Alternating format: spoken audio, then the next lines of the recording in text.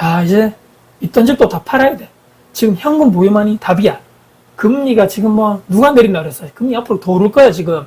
PF 와 위기 사태 이제 곧 터지면 끝장난다 이제. 인구는 계속적으로 떨어지고 지방은 소멸되고 미분양은 계속적으로 올라가고 기존의 아파트 매매 건수 봤어 물량 계속적으로 늘어나고 와 지금 절대로 집 사면 안 된다. 있던 집도 다 팔아야 되는 거야.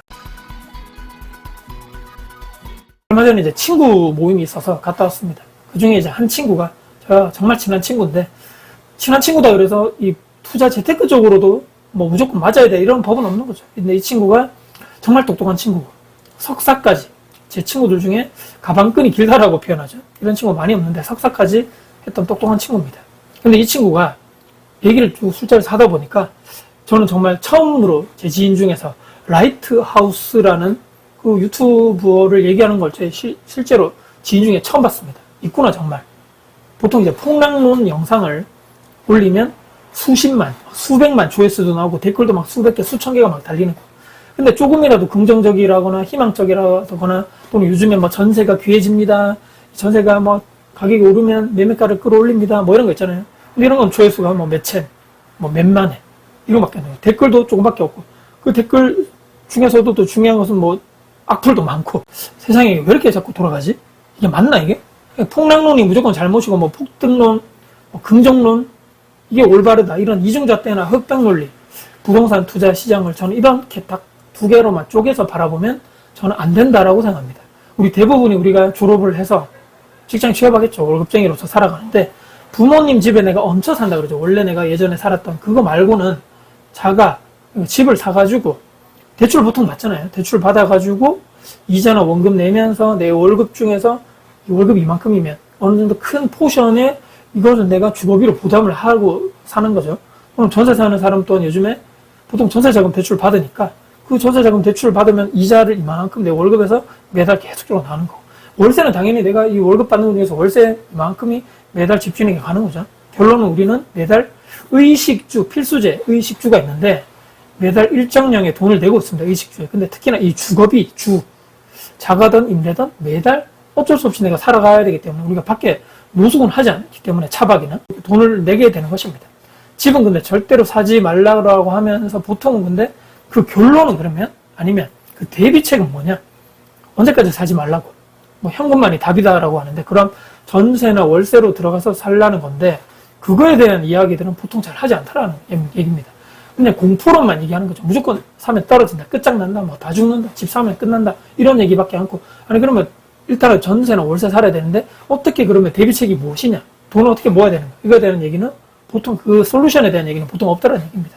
넌 근데 전세, 제 친구 얘기입니다. 어디 사냐? 전세 물어보니까 이 친구는 신축에 좋은 아파트 살더라고요. 근데 풀로 전세자금 대출을 받아서 술 한잔 두 잔 먹다가 얘기하는 거죠. 야, 너 그 풀로 전세자금 대출 받은 거 부담되는 거 없냐라고 하니까 부담되지. 야, 그러면 내 집 마련에 대한 그 생각이라 계획은 있냐? 야, 지방 사는데 무슨 내 집 마련이냐? 아니, 그럼 계속적으로 전세 살 거냐? 아닌가? 그럼 그렇다라고 얘기하면서 그럼 혹시라도 근데 살아가다 보면 예전에도 그런 게 있었잖아요. 전세 가격이 오르면 어떻게 할 거냐? 그냥 뭐가 걱정이냐? 전세자금 대출 더 받으면 되고 아니면 아예 다른 신축으로 아파트 가면 되지. 신축 입주장 때 보통 전세 가격이 많이 떨어지잖아요. 그래서 요새는 그리고 2년 더하기 2년 4년을 더 살 수 있고 그 가격으로. 야, 근데 이사 가는 게 보통 일이 아닌데. 네가 아직 근데 애가 어려서 그럴지도 모르는데 애가 크고 학교 다 딱 정해지고 학원도 딱 정해지면 또 짐도 많아지죠. 이사 가는 게 보통 일이 아닌데. 왔다 갔다 할 에너지나 돈이나 시간이나 그 비용으로 적당한데 그냥 구축 아파트라도 하나 사가지고 평생 실거주 하는 게 더 좋지 않나? 4년마다 이사 가는 게 보통 일인가, 어디? 근데, 야, 모르겠다, 그것까지는. 내가 계산을 정확하게 하지 않아가지고. 근데 이렇게 얘기 딱 들으면서 제가 더 이상 얘기하면 안 되겠다라고 생각했던 것이 회피를 하고 싶다라는 느낌을 받았습니다. 더 이상 이 얘기에 대해서 깊숙하게 들어가고 싶지 않다라는 생각을 제가 들었던 거죠. 그 회피형들의 보통 공통점이 나오는 거죠. 일단은 지금은 떨어진다. 지금 아파트 가격은 거품이다. 더 떨어진다. 절대로 사지 마라. 근데 거품인지 아닌지에 대한 객관적으로 판단할 수 있는 기준은 난 모르겠고 또 내 집 마련에 대한 이런 부정적인 생각이나 약간 뉘앙스를 띠면서 약간 예민해지더라라는 생각을 제가 들었습니다. 다 큰 성인이 알아서 하는 거죠. 친구라도. 근데 돈이 계속 세상에 풀리고 있고 인플레이션이 강화되고 있고 아니, 비트코인도 오르고, 뭐, 금값도 계속, 뭐, 신고가를 뭐, 오른다 그러고, 실물 자산 다 오르는데, 아파트는 또 필수제이긴 하지만, 투자제이기도 하죠. 돈이 풀리는 만큼, 이 아파트 가격이 안 오르는 게 맞나? 투자를 하라는 소리가 절대로 아니고, 내 집 마련 하나는 그러니까, 그냥 베이스로 깔고 가는 게 맞지 않겠는가라고 생각을 합니다. 주거 안정성이 정말 중요하기 때문입니다. 실제로 돈은 저 풍랑론자, 그 라이트 땡땡 라이트 하우스 있잖아요. 그 사람들이 강의로 벌어가고 유튜브 광고 수익으로 벌어가고 조회수로 다 빨아가고 다 돈은 그 사람이 돈을 벌어가고 있는데, 야 너는 근데 부자가 되어가는 거야, 너는 근데 가난해져 가는 거야, 생각해 봐야 되겠나라고 마지막에 제가 라이트 하우스를 얘기를 들면서, 야, 생각해봐라, 너 똑똑하니까, 이렇게 하면서 그런 그쪽의 류의 대화는 끝났습니다. 대출 이자를 갚을 돈 또는 월세를 내가 간다면 월세를 매달 내는 그 고정적인 그런 현금으로 감당 가능한 대출 원금이나 이자가 있겠죠.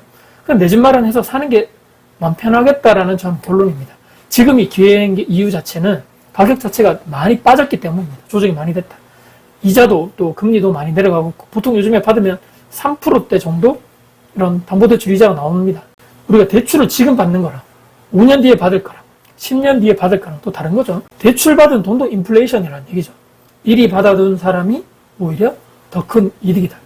10년 전에 1억을 받은 사람하고 지금 1억 받은 사람하고 나중에 10년 뒤에 1억을 받을 사람하고는 완전히 다른 거죠. 그래서 이걸 알면 우리가 자본주의에 생존할 수 있는 하나의 스킬을 우리가 탑재한다라는, 하고 있다라는 우리가 생각을 하면서 이런 하루하루를 살아가면서 우리가 대비를 해야 되지 않겠나라고 생각합니다. 최근에 제가 만났던 친구 모임에서 한 친구, 똑똑한 그 친구에 대해서 이런 쪽으로, 내 집 마련 쪽으로 한번 생각해봐라 했던 대화 주제를 가지고 좀 각색해서 여러분과 같이 한번 이야기를 나눠봤습니다. 오늘 영상 여러분께 도움이 되셨다면 구독, 좋아요, 알람 설정, 댓글 주시고요. 영상 주변 분들께 공유될 가치가 있다고 생각하신다면 널널 공유 부탁드리겠습니다. 여러분들 진심으로 응원합니다. 화이팅입니다.